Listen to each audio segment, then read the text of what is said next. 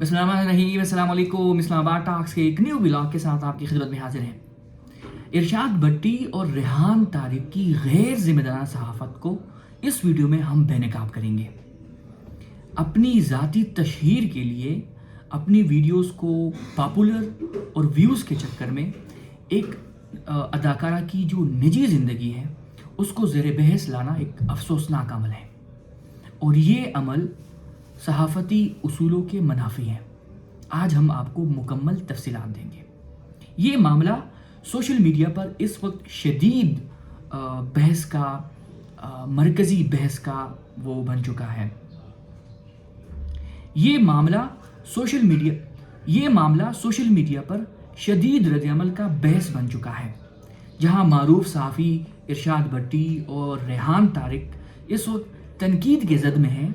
लेकिन सवाल ये नहीं कि उन्होंने क्या कहा, सवाल ये है कि उन्होंने ये क्यों कहा। ऐसी क्या मजबूरी पड़ी कि उन्होंने इस तरह के सवालात पूछे, और वो तो भला हो अदाकारा मीरा साहिबा का कि उन्होंने बहुत ही काम अंदाज में उन्होंने अपना रुख इख्तियार कर लिया कि मैं इसका जवाब नहीं दूंगी। लेकिन हमारे जो गैर ज़िम्मेदार सहाफ़ी हैं, इसमें आप इरशाद भट्टी को शामिल कर लें, तो उन्होंने तो ये कह दिया कि अगले वीडियो में या अगले पॉडकास्ट में आपने लाजमी इन सवालों के जवाब देने हैं, प्रॉमिस करे कि जी आपने मुझे जवाब देने हैं। इसके अलावा क्या शोहरत के लिए किसी की निजी ज़िंदगी को मौजू बनाया जा सकता है? अगर आपके पास कोई और टॉपिक नहीं है तो लाजिम है कि आप कंट्रोवर्सी क्रिएट करें। इसके अलावा ये जो सहाफ़त है ये अपनी जो हदूद है वो पार कर चुकी है। इस वीडियो में हम जानेंगे कि असल मामला क्या है, लोग इसे गैर अखलाकी क्यों करार दे रहे हैं, और इसका पाकिस्तानी मीडिया की साख पर क्या असर पड़ रहा है। पाकिस्तानी मीडिया का लफ्ज़ मैं इसलिए यूज़ कर रहा हूँ क्योंकि ये दोनों एक बड़े चैनल से वाबस्ता है। ये कोई डिजिटल या नॉन प्रोफेशनल जर्नलिस्ट नहीं है। वीडियो को आप आखिर तक ज़रूर देखें क्योंकि मुकम्मल हकीकत आपकी राय बदल सकती है जो इस वक्त आप सोच रहे हैं। हुआ कुछ यूँ कि इरशाद भट्टी जो यूट्यूब पर अपना एक पॉडकास्ट भी करता है, व्लॉग भी करता है, और वो एक बड़े इदारे से एज अ एनालिस्ट जुड़े हुए हैं। इसके अलावा जो रेहान तारिक हैं वो भी एक बड़े चैनल के प्राइम टाइम शो के होस्ट हैं, पॉडकास्ट भी करते हैं, और दोनों मशहूर हैं कि वो ज़ाती अटैक करते हैं मेहमानों पर। एक तो ये इशू है कि आप जर्नलिस्ट हैं, जब आप मेहमानों को बुलाते हैं तो मेहमानों को आप पूरी रिस्पेक्ट दें। कोई ऐसा सवाल उनसे ना करें जिनके वजह से मेहमानों के दिल में ये पैदा हो जाए कि ये मुझे कंट्रोवर्शियल बनाने के लिए अपनी व्यूवरशिप बढ़ा रहा है। और ये रेहान तारिक पर तो ये इल्ज़ाम है कि वो इस तरह की गुफ्तगू करते हैं कि ख़ुद उनको कहते हैं कि जी आपको शर्म नहीं आती, आपको ज़मीर इस तरह इजाज़त देती है, ये तो घटियापन है, ये तो फ़लाँ है। ये जो जर्नलिज़म आप कर रहे हैं ना, आपका जर्नलिज़म घटियापन का शिकार है, और आप शायद इससे इत्तेफाक ना करें, लेकिन ये जो सवालात हैं ये घटियापन पर मुहित है। मैं आपको घटिया नहीं कह रहा, मैं आपके काम को घटियापन कह रहा हूँ। और जो बाकी काम आप कर रहे हैं जो हौसला अफ़ज़ा है और तामीरी है, उसकी हम रिस्पेक्ट करते हैं और उसकी हम तायीद करते हैं। लेकिन इरशाद भट्टी का ये सवाल और रेहान तारिक के ये सवाल ये घटियापन पर मुहित है। उन्होंने सवाल क्या पूछा है अदाकारा मीरा से, उनकी एक निजी वीडियो थी, उसको सालों गुजर गए, जो एक स्कैंडल के तौर पर सामने आए, वो मामला रफा दफा हो गया था, और वो अपने एक मूवी साइको की प्रमोशन कर रही है। तो अदाकारा मीरा को लगा कि चलो मैं इस पॉडकास्ट में जाती हूँ, मेरी तशहीर हो जाएगी, लोग साइको मूवी के हवाले से आगाह हो जाएंगे और वो ये मूवी देख लेंगे। उसका फ़ायदा इन सहाफ़ियों ने ये उठाया कि एक निजी ज़िंदगी जो मामला ख़त्म हो चुका है, इन्होंने उनको ज़ेर बहस ले गया कि फ़लाँ अदाकारा आपके बारे में कहती है। इरशाद भट्टी ने यह सवाल किया, और घटिया सवाल है कि फ़लाँ अदाकारा ये समझती है या ये कहती है कि आपको यानी मीरा को फ़लाँ अदाकारा के साथ रंगे हाथों पकड़ लिया। मतलब क्या सहाफ़त आप कर रहे हैं, आपकी व्यूवरशिप किस तरह है, आप पाकिस्तान में बैठे हुए हैं, मुस्लिम माशरे में हैं। अगर कोई आपसे इस तरह के सवालात करें तो आपको क्या लगेगा, आपको कैसे फील होगा। और मुझे याद है इरशाद भट्टी एक दफ़ा डिक्टेटरशिप की बड़ी तारीफ़ें कर रहे थे और मजहर अब्बास साहब ने उनको कहा था कि आप में इतनी ज़रूरत होनी चाहिए कि आप डिक्टेटरशिप को सपोर्ट करें। और वो वीडियो यूट्यूब पर पड़ी है, आप जाके देख लें कि जो इरशाद भट्टी है वो किस तरह आग बगोला हो गया। उसको कह रहे हैं कि आप अपने अल्फाज वापस लें, सबसे जमहूरी बंदा मैं हूँ, आप कैसे कह सकते हैं कि मैं डिक्टेटरशिप को सपोर्ट करता हूँ और मैं डिक्टेटर हूँ। और आपको ये भी याद होगा कि रेहान तारिक से एक बंदे ने सवाल किया था, वो आग बगोला हो गया, मुंह से जाग निकालने पर मजबूर हो गया।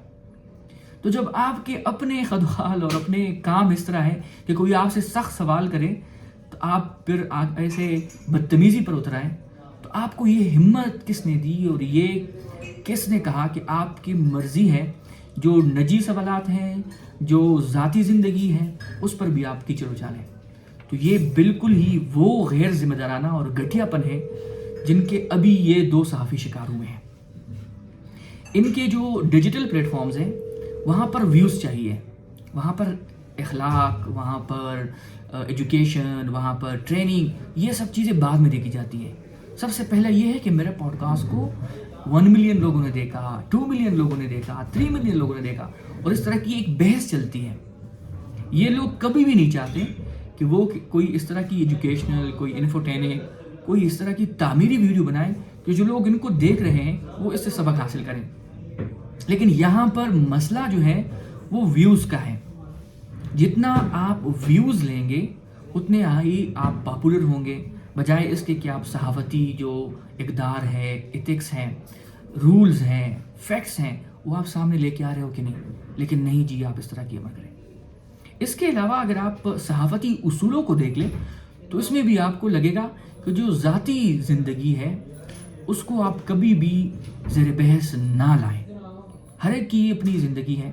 इससे मैंने आपको कहा कि अगर कोई आपको ये कहे कि आप डिक्टेटरशिप को सपोर्ट करते हैं, आप जमहूरी नहीं है, इस पे तो आप बदतमीज़ी पर उतर आते हैं। लेकिन ये कैसे काबिल कबूल है कि आप किसी अदाकारा को ये कह रहे हैं कि फ़लाँ अदाकारा आपके बारे में ये समझती है या ये कहती है कि आपको फ़लाँ अदाकार के साथ रंगे हाथों पकड़ लिया और फ़लाँ कैप्टन के साथ आपकी एक वीडियो है, ज़रा उसके बारे में हमें बताएं ना। तो अब जो सोशल मीडिया सारिफीन हैं जो ये देख रहे हैं, अब वो वाकई सर्च करेंगे और वो चीज़ें कहीं ना कहीं पड़ी हुई है। वो जो एक्सप्लिसिट वीडियो है, जो ऑब्जेक्शनेबल वीडियोज़ हैं, वो कहीं ना कहीं भी पड़ी है, वो दोबारा रिसर्फेस हो जाएगी। मतलब एक चीज़ जो दफन हो चुकी थी वो दोबारा रिसर्फेस हो जाएगी और उसका क्रेडिट जाएगा हमारे सीनियर सहाफ़ी इरशाद भट्टी को। तो भट्टी साहब, जब आपने शादी की थी और लोग आपकी ज़ाती ज़िंदगी पर कीचड़ उछाल रहे थे, तब भी हम दिफा में आए थे कि भाई इसकी अपनी ज़ाती ज़िंदगी है, आपको कोई हक नहीं पहुंचता कि सहाफ़त की आड़ में उनकी निजी ज़िंदगी को निशाना बनाएं।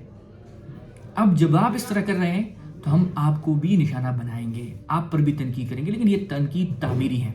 और ये बहुत मुश्किल है कि आप जूनियर पोजीशन पर हो और आपका कोई सीनियर इस तरह काम करें और आप उसको क्रिटिसाइज़ करें, बहुत मुश्किल है।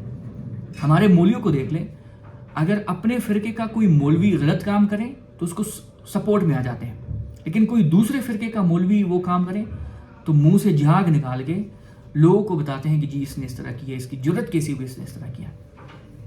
अब हम सहाफ़ी हैं तो अल्हम्दुलिल्लाह हमारा अभी तक तो कोई इस तरह के फ़िरके बने हुए नहीं हैं, ना हम इस तरह के फ़िरकों में बटे हुए हैं, तो हमारे लिए इस तरह की बात करना ज़रा मुश्किल है कि आप अपने ही सीनियर को अखलाकी दर्स देते हो, उसको गैर अखलाकी चीज़ों पर बताते हो कि जी आपने क्या किया। तो बहुत मुश्किल काम है।